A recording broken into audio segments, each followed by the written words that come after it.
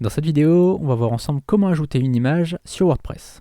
Donc là, on a notre article qui est quasiment prêt. Il y a encore quelques petites choses à faire, à peaufiner pour améliorer la lisibilité, pour améliorer le référencement. On a vu ça donc dans les vidéos précédentes et on verra ça dans les prochaines vidéos.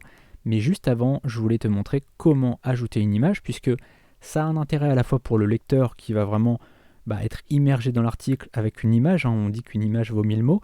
Et puis en plus, au niveau du référencement, ça a ses avantages aussi, puisque Google, on sait qu'il commence à reconnaître des images. Donc si par exemple tu parles d'un hamburger et que tu mets une photo d'un hamburger, eh bien l'article, il va savoir finalement que ça parle de ça, puisque à la fois le contenu parle de hamburger et la photo montre un hamburger. Donc là, si on montre quelqu'un qui est stressé, comme notre article parle de stress, eh bien ça va donner une indication supplémentaire à Google. En plus de ça, on peut renommer l'image. Donc ça, c'est un indicateur en plus pour Google. Donc ça, c'est très intéressant, à la fois pour le lecteur et à la fois pour le référencement. La première étape, c'est d'aller sur le site pexel.com. Pexel.com, c'est une sorte de place de marché gratuite de photos. Donc ce sont des photographes qui mettent en ligne des photos. C'est une bibliothèque d'images. Et donc on va rechercher ce qu'on veut. Par exemple, stress.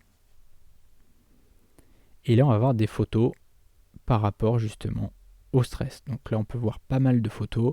On a celle-ci par exemple qui pourrait aller un peu avec le design de notre blog. Et on va le télécharger gratuitement. Donc on clique non pas ici, mais sur la petite flèche là, d'accord?